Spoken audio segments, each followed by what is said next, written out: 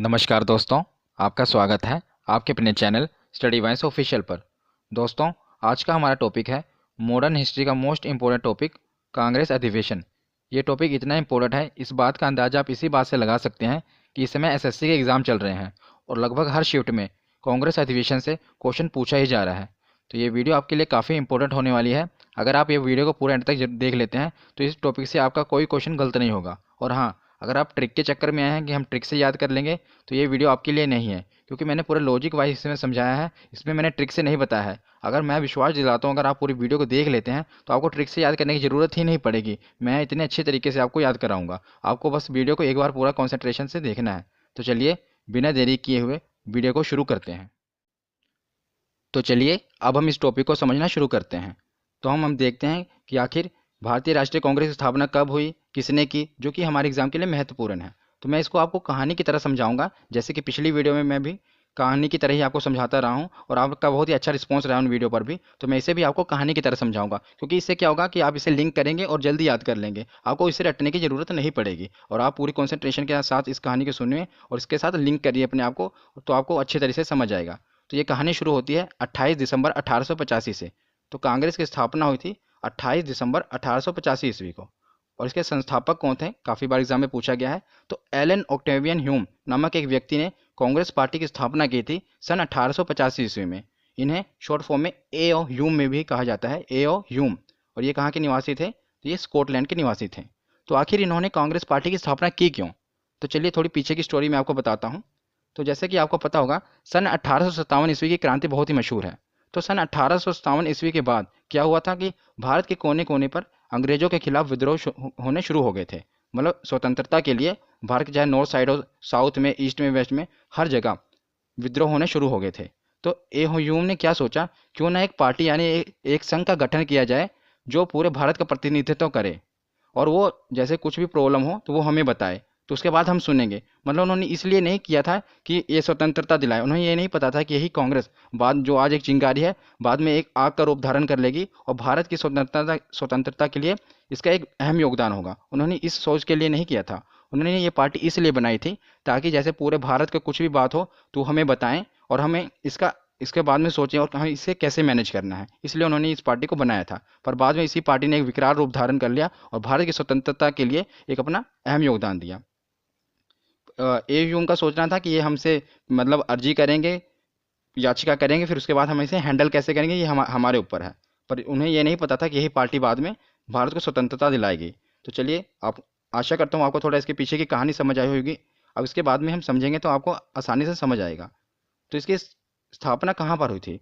तो जो पहला कांग्रेस का अधिवेशन हुआ था, ये बम्बई के, जैसे जो आज बॉम्बे है, इसे पहले बम्बई कहा जाता था, इसलिए मैंने बम्बई लिखा है क्योंकि हर जगह ये बम्बई ही मेंशन है, जिसे आज बॉम्बे कहा जाता है। तो बम्बई के गोकुल दास तेजपाल संस्कृत विद्यालय में कांग्रेस का पहला अधिवेशन हुआ था। मतलब ये कह सकते हैं कि जो पार्टी की स्थापना हुई, ये बम्बई के गोकुल दास तेजपाल संस्कृत विद्यालय में हुई थी।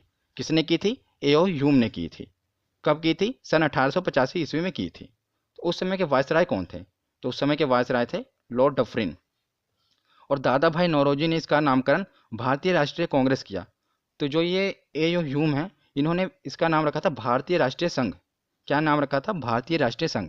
पर दादा भाई नौरोजी ने इसका नाम बदल कर रख दिया भारतीय राष्ट्रीय कांग्रेस। बहुत ही इंपॉर्टेंट है, किसने इसका नामकरण किया ये पूछा जाता है। तो भारतीय राष्ट्रीय कांग्रेस का नामकरण दादा भाई नौरोजी ने किया, जिसका पहले नाम क्या था? भारतीय राष्ट्रीय संघ।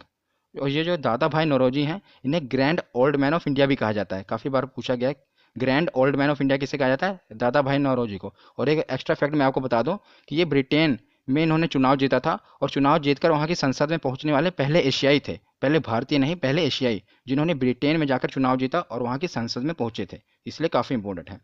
तो चलिए आगे देखते हैं। ये कुछ प्रमुख बयान हैं जो कि एग्जाम में पीसीएस लेवल तक पूछे गए हैं, इसलिए मैंने इसे इंक्लूड कर लिया ताकि अगर आप ये वीडियो देख रहे हैं और किसी भी एग्जाम की तैयारी कर रहे हो तो आपका क्वेश्चन गलत नहीं होना चाहिए।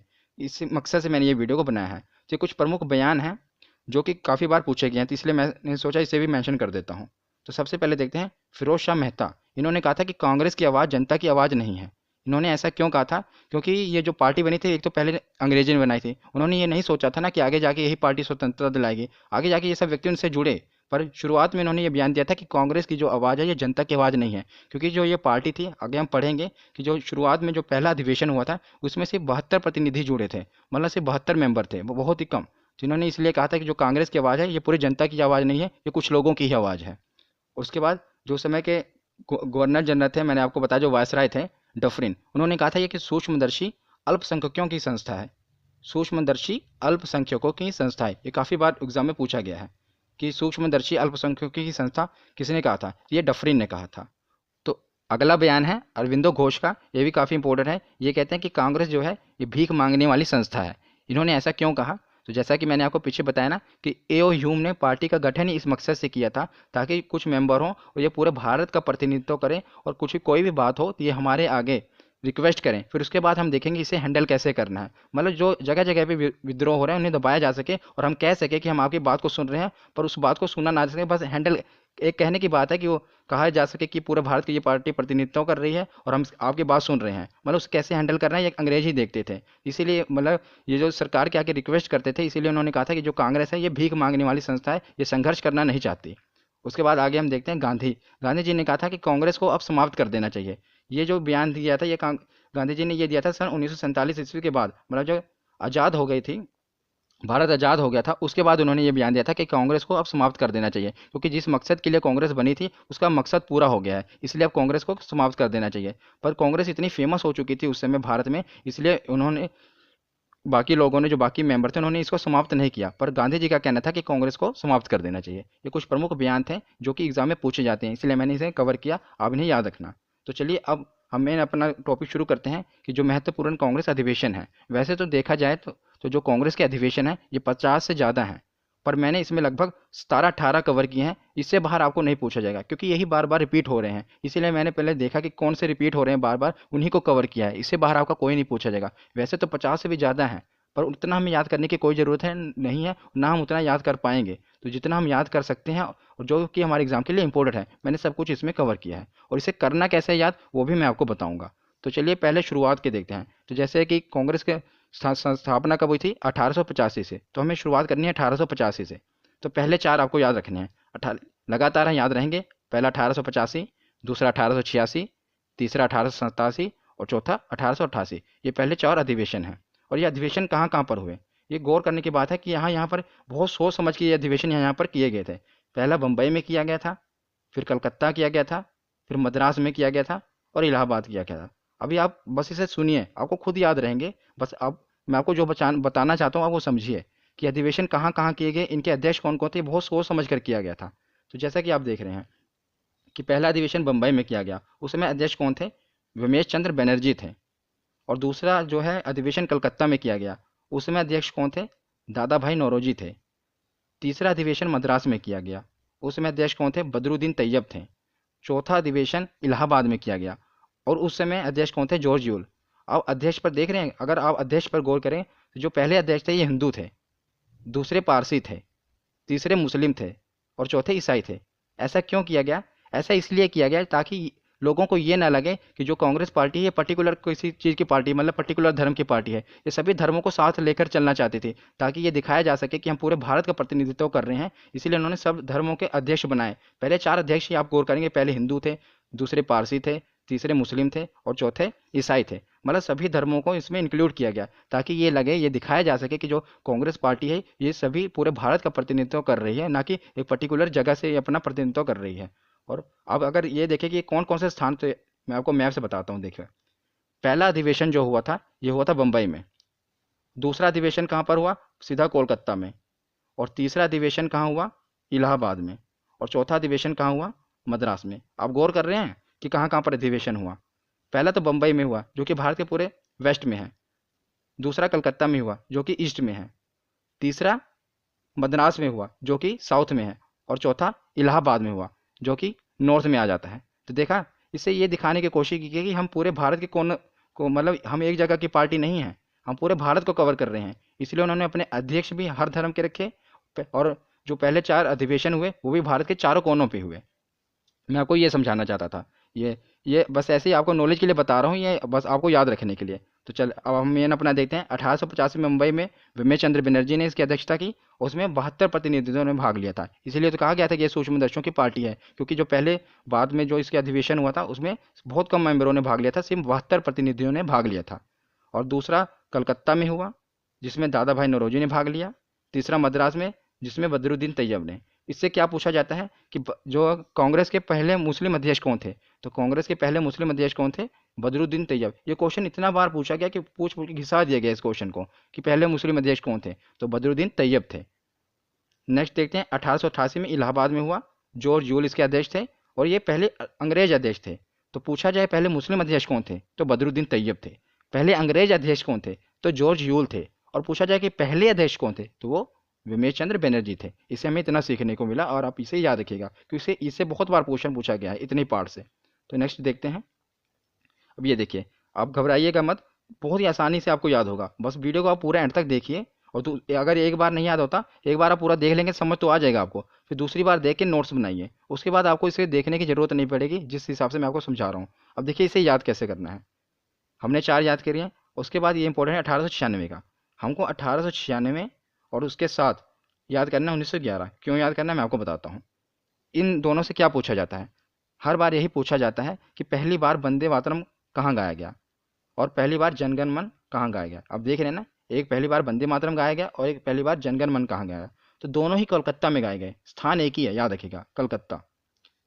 दोनों स्थान कलकत्ता में गए। कलकत्ता में ही ज़्यादातर अधिवेशन भी हुए हैं कांग्रेस के, क्योंकि जो कलकत्ता था ये अंग्रेजों के टाइम, आपको पता है कि दिल्ली से पहले भारत की राजधानी कौन सी थी? कलकत्ता ही थी। इसलिए ज़्यादातर अधिवेशन जो हुए हैं कलकत्ता में ही हुए, क्योंकि कलकत्ता एक प्रमुख स्थान था। तो पहली बार जो वंदे मातरम गीत गाया गया ये भी कलकत्ता में गाया गया, और जो पहली बार जनगण मन गाया गया ये भी कलकत्ता में गाया गया। और जो पहली बार वंदे मातरम गाया गया ये किसकी अध्यक्षता में गाया गया, ये बहुत बार पूछा गया है। तो ये रहमतुल्लाह सयानी की अध्यक्षता में गाया गया। याद रखिएगा किसकी अध्यक्षता में गाया गया? रहमतुल्लाह सयानी की अध्यक्षता में पहली बार वंदे मातरम गाया गया, तो ये कलकत्ता में गाया गया।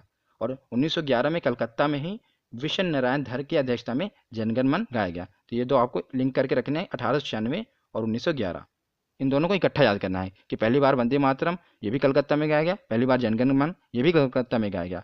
और जो वंदे मातरम के अध्यक्ष थे रहमतुल्लाह सयानी थे, और जनगण मन के अध्यक्ष कौन थे? विश्व नारायण धन। ये दो याद हो गए। और आपको ये 3 इकट्ठे याद करना है, 1905, 1906 और 1907। इनको इकट्ठा याद करना है। अब याद कैसे करना है मैं आपको समझाता हूँ, वही अपनी कहानी से। तो उसके बाद अब हम देखते हैं 1905।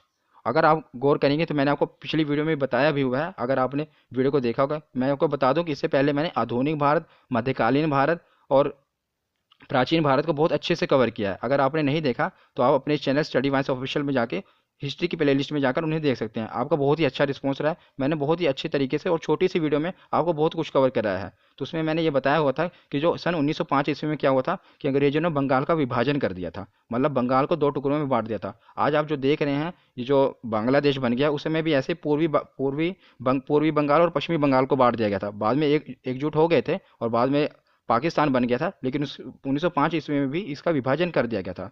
इसके विभाजन करने के बाद वाराणसी में एक बैठक हुई थी। कहाँ पर? वाराणसी में। जिसकी अध्यक्षता किसने की थी? गोपाल कृष्ण गोखले। तो गोपाल कृष्ण गोखले कौन है? ये गांधी जी के गुरु भी माने जाते हैं। गोपाल कृष्ण गोखले ये गांधी जी के राजनीतिक गुरु हैं। कौन? गोपाल कृष्ण गोखले। इनकी अध्यक्षता में बंग भंग आंदोलन का समर्थन किया गया, मतलब उसके विरोध में बंग भंग से क्या बनता है? बंग भंग मतलब बंग को भंग किया गया, मतलब बंगाल को विभाजित किया गया, उसके विरोध में आंदोलन किया गया, उसका समर्थन किया गया था। क्योंकि 1905 में ही, आप याद रख सकते हैं ना इसे, कि 1905 में ही बंगाल का विभाजन हुआ था। तो उसी समय बंग भंग आंदोलन का समर्थन किया गया था 1905 में ही। पूछा क्या जाता है कि बंग भंग आंदोलन का समर्थन कब हुआ था? तो सन 1905 ईस्वी में। और इसके अध्यक्ष कौन थे? याद रखिएगा, अध्यक्ष ही पूछा जाता है। तो गोपाल कृष्ण गोखले जो गांधी जी के राजनीतिक गुरु हैं, ये उनके अध्यक्ष थे। तो 1905 के बाद मैंने बताया था आपको ये तीनों इकट्ठे याद रखने हैं, 1905, 1906 और 1907। तो अब देखते हैं 1906। तो 1906 भी कहाँ पर हुआ? कलकत्ता में ही हुआ। ज़्यादातर मैंने आपको बताया ना अधिवेशन कहाँ पर हुए थे? कलकत्ता में ही हुए थे। तो ये भी दादा भाई नौरोजी की ही अध्यक्षता में किया गया था। और इसमें क्या है कि स्वराज शब्द का प्रयोग सबसे पहले किया गया। किसकी अध्यक्षता में? दादा भाई नौरोजी की अध्यक्षता में स्वराज शब्द का सबसे पहले उपयोग किया गया था। ये भी याद रखिएगा। तो 1905 हो गया, 1906, उसके अगले साल अब आते हैं 1907। 7 का जो हुआ ये कौन से स्थान पे? देखो आप 7 से लिंक कर सकते हैं। 7 सूरत, मतलब राइमिंग बैठ रही है ना, 7 सूरत। तो 1907 में सूरत में ही हुआ था कांग्रेस का अधिवेशन। ये किसने किया था? रास बिहारी घोष ने। किसने? रास बिहारी घोष में। तो इस समय क्या हुआ कि कांग्रेस का विभाजन हो गया और नरम दल और गरम दल में बट गया। क्योंकि क्या हुआ कि कुछ नेता थे, उनको वो कहते थे कि हम अंग्रेज सरकार के आगे गिड़गिड़ा नहीं सकते। जैसे कि इस पार्टी का क्या था कि कोई भी बात होती उसे रिक्वेस्ट की जाती थी, तो उनका नेताओं का वो कुछ मतलब गर्म स्वभाव के थे, इसीलिए नाम गरम दल रखा कि हम संघर्ष करेंगे, हिंसा भी अपनाएंगे, लेकिन सरकार के आगे गिड़गिड़ाएंगे नहीं। इसलिए इसका विभाजन हो गया, कांग्रेस का विभाजन नरम दल में और कुछ गरम दल में, इनका विभाजन हो गया। ये मैंने जो इससे पहले हिस्ट्री की वीडियो बनाई है उसमें बहुत अच्छी तरीके से बताया हुआ कि नरम दल के कौन से नेता थे, गरम दल के कौन से नेता थे। अगर आपने वो वीडियो नहीं देखी तो आप जरूर जाके देख लेना।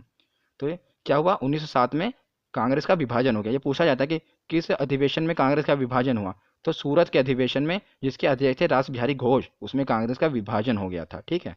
और आखिरी वाला तो हमने कर ही लिया, तो इसको याद कैसे करना है एक बार मैं आपको बताता हूँ। 1896 और 1911 को याद करना है, जनगणमन और वंदे मातरम, और 1905, 1906 और 1907 को इकट्ठा याद करना है। तो उसके बाद अब कुछ ही बचे हैं, इन्हें भी देख लेते हैं। तो अब हम देखते हैं 1916, ये कहाँ पर हुआ? लखनऊ में। और अंबिका चरण मजूमदार, वेरी वेरी इंपॉर्टेंट, ये भी पूछा भी गया था इसलिए इसको इंक्लूड किया है। 1916 में लखनऊ में अंबिका चरण मजूमदार अध्यक्ष थे। ये क्यों पूछा जाता है ये भी मैं आपको बताता हूँ। क्योंकि इस समय जितने भी विभाजन हुए थे ना, जैसे मैंने आपको बताया था अभी पीछे हमने पढ़ा ना कि 1907 में क्या हुआ था, कांग्रेस का विभाजन हो गया था।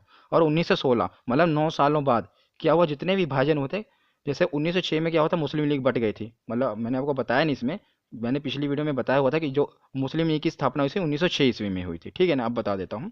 तो और जो नरम दल गरम दल हैं, इनकी विभाजन हुआ था 7 में। तो क्या हुआ कि 1916 में ये जितने भी दल थे सब एकजुट हो गए।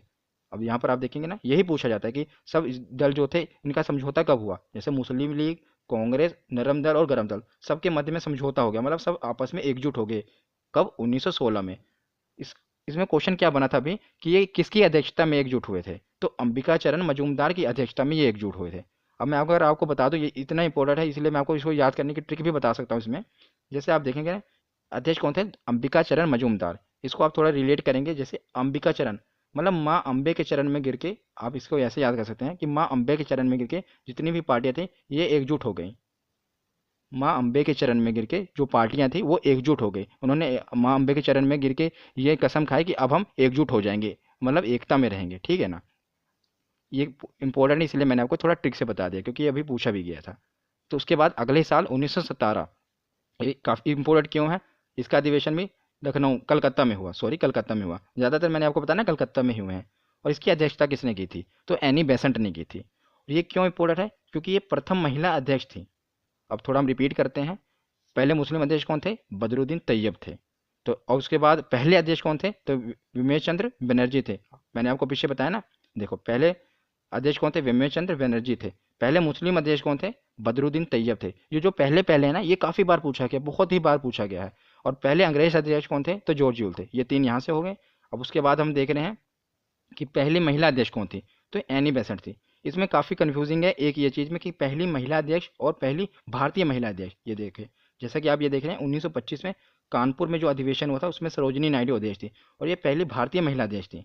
और जो ये अब 1917 में देख रहे हैं, ये कलकत्ता में जो अधिवेशन हुआ था, एनी बेसेंट इसके अध्यक्ष थी। ये पहली महिला अध्यक्ष थी, मतलब पहली महिला अध्यक्ष पूछा जाए, इसी में बार बार कंफ्यूजिंग क्रिएट करता है एग्जामिनर। वो ये पूछता है कि पहली महिला अध्यक्ष कौन थी, तो पहली महिला अध्यक्ष तो एनी बेसेंट थी। लेकिन अगर वहाँ पर लिखा आ जाए कि पहली भारतीय महिला अध्यक्ष कौन थी, तो पहली भारतीय महिला अध्यक्ष सरोजिनी नायडू थी। ये आपको याद रखना है। तो 1917 और 1925 को रिलेट करके चलना है कि 1917 को जो कोलकाता का अधिवेशन हुआ था, एनी बेसेंट वो पहली महिला अध्यक्ष थी, और 1925 का जो अधिवेशन था सरोजिनी नायडू जिसकी अध्यक्ष थी, वो पहली भारतीय महिला अध्यक्ष थी।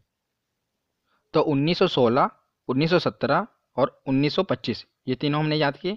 अब ये बचे 1920 और 24, ये भी काफ़ी इंपॉर्टेंट है। मैंने इंपॉर्टेंट इसमें कवर किए हैं, इसलिए बताने की कोई ज़रूरत नहीं है कि ये भी इंपॉर्टेंट है, ये भी इंपॉर्टेंट है, क्योंकि जो जो इंपॉर्टेंट है मैंने वो सभी कवर किए हैं। तो मैंने आपको बताया था ना कि 50 से ज़्यादा है, लेकिन जो जो इंपॉर्टेंट है मैंने उन्हीं के कवर किया, क्योंकि एक किसी न किसी में एग्जाम में पूछे गए हैं। तो जो 1920 का हुआ था, ये नागपुर में हुआ था। कब, कहाँ पर हुआ था? नागपुर में। वीर राघवाचारी इसके अध्यक्ष थे। तो अगर आप थोड़ा लिंक करें, मैंने जब आपको महात्मा गांधी जी का पूरा बताया था वीडियो में, गांधी आंदोलन जितने भी आंदोलन गांधी जी ने किए थे, मैंने उसके ऊपर एक डेडिकेटेड वीडियो बनाई हुई है, आप अपने इस चैनल में जाकर जरूर देखना। तो 1920 का टाइम अगर आप याद करेंगे तो उस समय क्या हो रहा था, 1920 ईस्वी में असहयोग आंदोलन हो रहा था ना। गांधी जी ने असहयोग आंदोलन कब किया था, मैंने उस समय भी आपको बताया था। तो गांधी जी ने 1920 ईस्वी में असहयोग आंदोलन किया था। ये 1920 ईस्वी की बात है। ये नागपुर में इसका अधिवेशन हुआ और वीर राघवाचारी इसके अध्यक्ष थे, क्योंकि असहयोग आंदोलन अंग्रेजों के खिलाफ हो रहा था, तो कोई वीर व्यक्ति ही चाहिए ना जो इसके खिलाफ अध्यक्षता रखे। तो वीर राघवाचारी थे वो, उन्होंने इसके वो अध्यक्ष बने थे। तो इस समय क्या हुआ था, असहयोग प्रस्ताव पारित हुआ था। तो उसी के बाद गांधी जी ने असहयोग आंदोलन किया था। वो पारित कहाँ हुआ था, इसी अधिवेशन में हुआ था। और इसमें दो चीज़ें हुई थी, और कांग्रेस के जो संविधान में परिवर्तन हुआ था। अलग अगर कोई गठन, कोई भी संगठन बन रहा है तो ऐसे कैसे चलता है, कोई ना कोई संविधान, कोई रूल रेगुलेशन चाहिए ना। तो जो कांग्रेस का संविधान था उसमें परिवर्तन हुआ था। परिवर्तन क्या हुआ था, मैं आपको नॉलेज के लिए बता देता हूँ। इसमें यह परिवर्तन हुआ था कि इसमें यह हुआ था कि अगर कोई भी 21 वर्ष की आयु वाला व्यक्ति अब कांग्रेस का अध्यक्ष बन सकता है, और उसको बनने के लिए उसे क्या होना करना पड़ेगा, 25 पैसे का चंदा देना पड़ेगा। तो दो कंडीशन थी, एक तो उसे 25 पैसे का चंदा देना पड़ेगा, एक तरह आप एंट्री फीस समझ लीजिए। 25 पैसा चंदा देकर, और उसकी आयु 21 वर्ष की होनी चाहिए। तो अगर वो 21 वर्ष का है और 25 पैसा चंदा देता है तो कांग्रेस पार्टी का मेंबर बन सकता है, ठीक है ना। तो कांग्रेस पार्टी के संविधान में परिवर्तन हुआ था और असहयोग प्रस्ताव पारित हुआ था। इसे तो याद रखना मुश्किल नहीं है, मैंने आपको बताया ना 1920 ईस्वी में हुआ, क्योंकि 1920 ईस्वी में ही असहयोग आंदोलन हुआ, काफ़ी फेमस था, तो आपको याद होना चाहिए। और वीर, मैंने कहा ना, कोई असहयोग आंदोलन अंग्रेजों के खिलाफ हुआ था, कोई वीर व्यक्ति ही चाहिए। तो उसका अध्यक्षता वीर राघवाचारी ने की। और बाकी मैंने आपको बताया कि संविधान में परिवर्तन भी इसी समय में हुआ था, और असहयोग प्रस्ताव यहाँ पर पारित हुआ था। पारित होने के बाद आंदोलन हुआ था, ठीक है। उसके बाद आता है 1926, मोस्ट इंपोर्टेंट। ये क्वेश्चन तो इतनी बार पूछा गया, इतनी बार पूछा गया, कहने की कोई हद नहीं है कि 1924 का जो अधिवेशन है ये क्यों फेमस है, क्योंकि महात्मा गांधी ने इसकी अध्यक्षता की थी। और याद रखिएगा, पूरे जीवन काल में महात्मा गांधी ने सिर्फ एक ही बार अध्यक्षता की थी कांग्रेस की, वो ये थी बेलगांव में की थी। बेलगांव कहाँ में है, कर्नाटक में है। तो बेलगांव में महात्मा गांधी ने अध्यक्षता की थी, कितनी बार, सिर्फ एक ही बार। ये प्रश्न पूछा गया कांग्रेस के अध्यक्ष कितनी बार बने महात्मा गांधी, तो आपने कई, हम सोचते होंगे कि महात्मा गांधी मतलब कई बार बने होंगे, लेकिन नहीं, वो सिर्फ एक ही बार अध्यक्ष बने हैं, वो भी सन 1924 ईस्वी में बने हैं। उसके बाद इन्होंने कभी भी अध्यक्षता नहीं की, ना इससे पहले कभी की, सिर्फ एक ही बार की, वो बेलगांव में की। इसलिए मैंने लिखा ना, गांधी जी सिर्फ एक ही बार अध्यक्ष बने हैं, इसलिए काफ़ी इंपॉर्टेंट बन जाता है कि गांधी जी कब किस अधिवेशन में अध्यक्ष बने थे, तो बेलगांव के अधिवेशन में वो अध्यक्ष बने थे। तो याद हो गया, 1925 वाला मैंने आपको बता ही दिया था।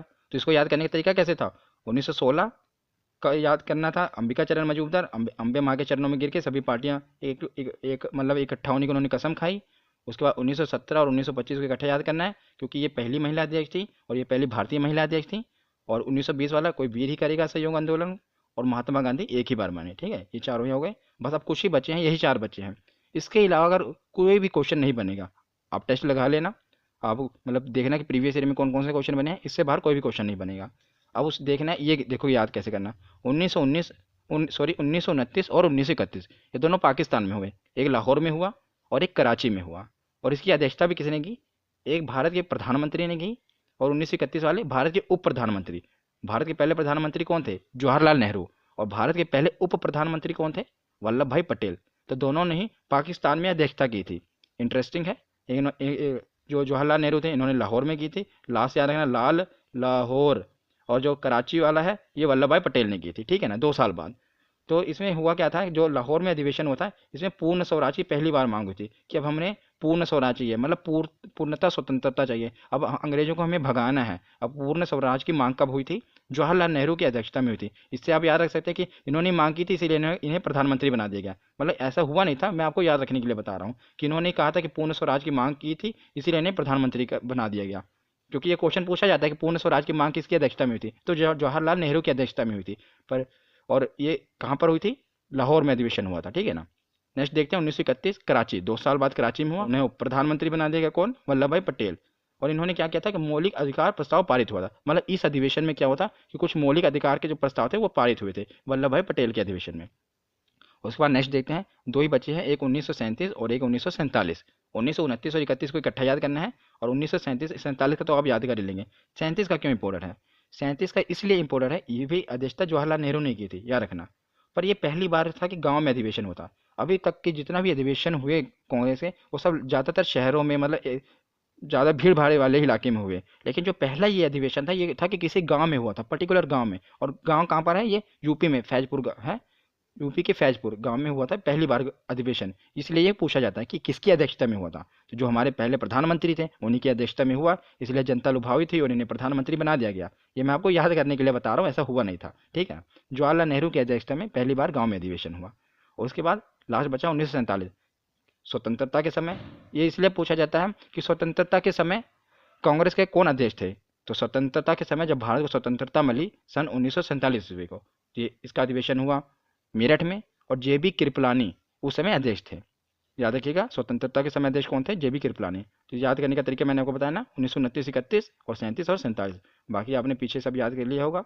तो आज की ये वीडियो यहीं पर ख़त्म होती है। आशा करता हूँ आपको नॉलेजफुल लगी होगी और आपके लिए हेल्पफुल होगी।